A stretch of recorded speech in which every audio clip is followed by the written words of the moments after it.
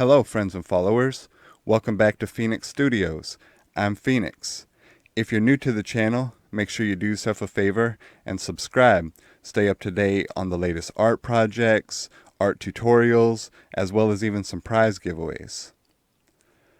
So today's video is the second part of a 10-part series on drawing for beginners. These are just introductory videos, very basic beginners techniques for beginners artists, and today is part 2 of that series. So as you can see here, I've got some various tools laid out. I've got my mechanical pencil, I've got a blending stump, this is a tortillon, and I've got some other various different types of drawing pencils, as well as my trusted Dixon Ticonderoga number 2. That's always been my tried and true trusted pencil there for drawing. So one of the things that I want to show you today is how to create a value scale. And the value scale that you see at the top of my sketchbook there, that's something that I try to do at the beginning of every drawing that I do, every practice session. I always begin with that value scale. It just helps me to establish that pencil control and the pressure that I want to use, and it's a good warm-up for my hand. It just kind of gets you into the whole concept of I'm going to be drawing. And so that's one of the things I want to show you in this video, is just how to create your own value scale.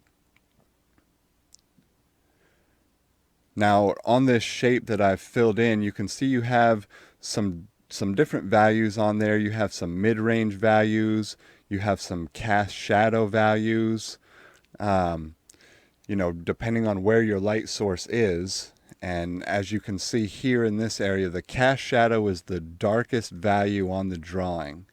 And then some of your values on the object itself, like your mid-range tones, as well as your reflected light, which you can see along the bottom of it between the cast shadow right here where I'm pointing with the pencil. That's your reflected light. That's actually light that's bouncing back up off of the surface that the object is sitting on, and it's lightening up that area in between the mid-range and the cast shadow. Now on the top of the object that's most directly exposed to your light source, that's going to be your brightest highlight on your objects when you shade them. And then we've got some background tones in there, but creating your value scale is what's really going to help you to just make some of those values on your object.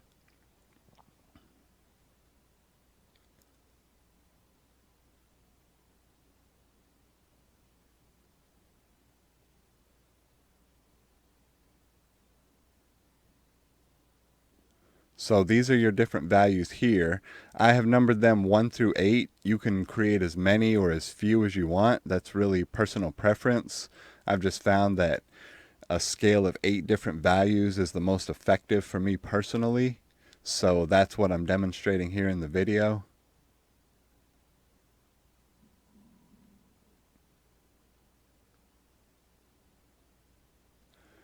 So let's go ahead and create our value scale now.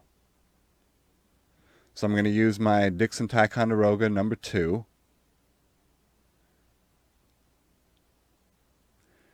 And I'm just going to sketch out a basic rectangular shape.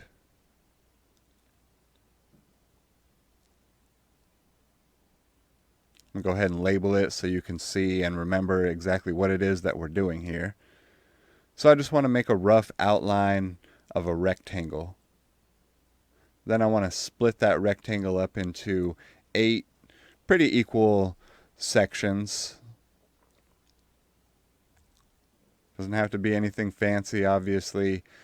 If I was, just doing this on my own, it's a real quick rough end sketch of a rectangle.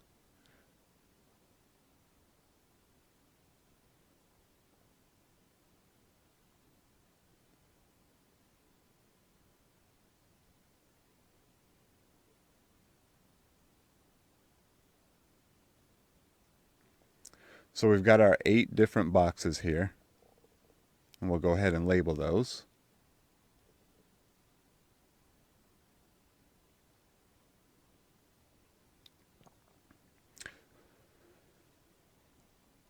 So like I had said in the first installment of this intro to drawing, is I didn't want you to go out and spend a bunch of money on any fancy drawing tools. This number 2 here will work just fine for what we're doing. So as you can see where I'm holding the pencil, it's further up on the shaft of the pencil. I just want to be able to have a very loose flow with it. I don't want to control it too much while I'm doing this shadowing and this shading. I just want it to be a very, very light control, very loose strokes of shading.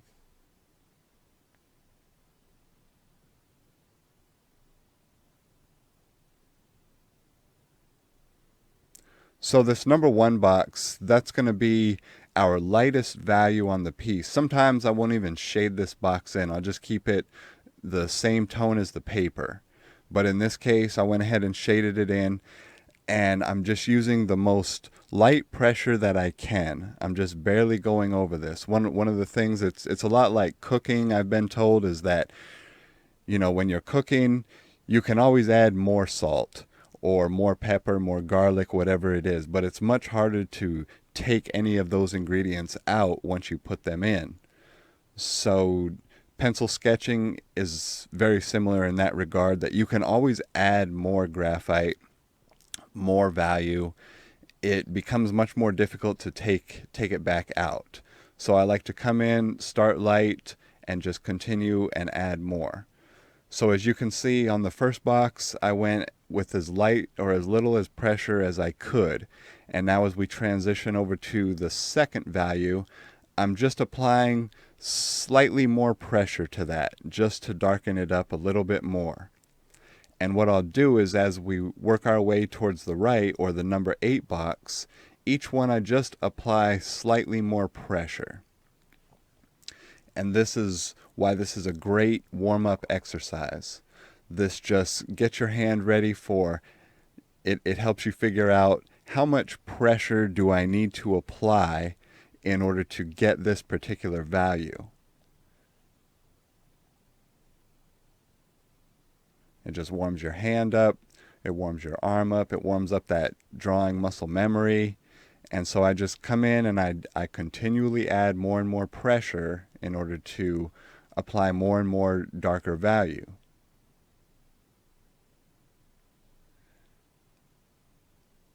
Something else you may notice is that I'm shading these all in the same direction, kind of a diagonal stroke across the rectangle. And so here I'm just applying just a little more pressure than the number 3 box. And what I do is I just continually do that comparison, and I see, is this value slightly darker than that previous value? And if it's not, I just continually come back in and just add a little more graphite to the paper until I see that, okay, this number 4 value, it's darker than the number 3 value. And what I'll do is, as you shade your objects or sketch your objects, you'll end up, your goal is to have all these values from 1 through 8 on your drawing. That will create the most dramatic effect. That'll give you your brightest highlights all the way down to your darkest shadows. And that's how you really give that tonal range and that depth to your projects, is by putting all of these different values into your drawing. Now, as you can see, that number 5 is just slightly darker than the number 4 box. And I go ahead and add a little more graphite. And it just makes a really nice transition. You can see how it's slowly transitioning. Now, on your drawing, these values would be blended together better, and you would really see that transition. You don't want any visible, distinct lines where one value meets the next value. You want those to really disappear. That's the better you are at eliminating those transitions, the more realistic your drawing will appear.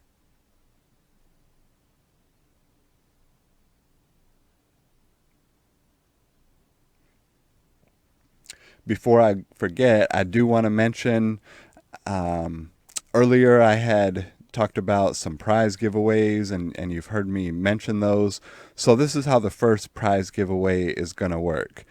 On this series, this Intro to Drawing for Beginners, this 10-part series, on the 10th video, what you will do is, in order to enter the prize giveaway, you will go down into the comment section and you will leave me a comment about one thing that you learned from this 10-part series that benefited you positively in your own artwork.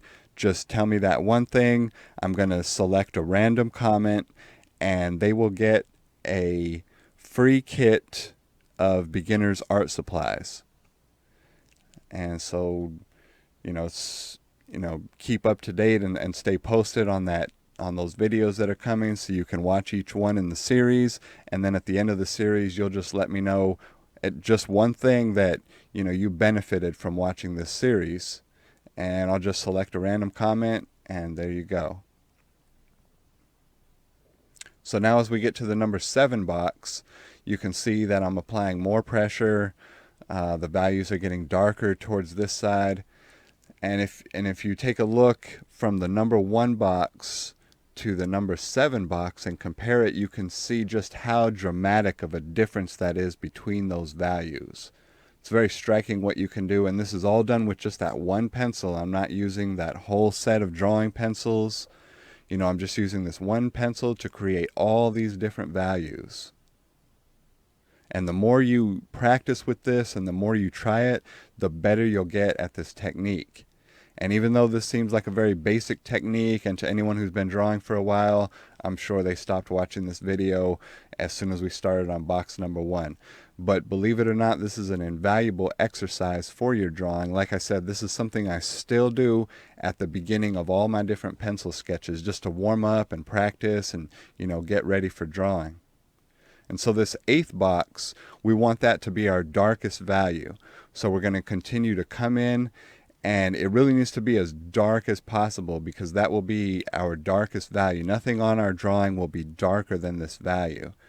And for example, if we were doing a 3-dimensional object, this would be our cast shadow from the object, because our cast shadow, that is our darkest value on the drawing. So as always, I want to thank everyone for tuning in and watching the channel. I appreciate everyone who supports the channel by either liking the videos, subscribing, sharing them on social media, however it may be. I appreciate every one of you. Thank you so much.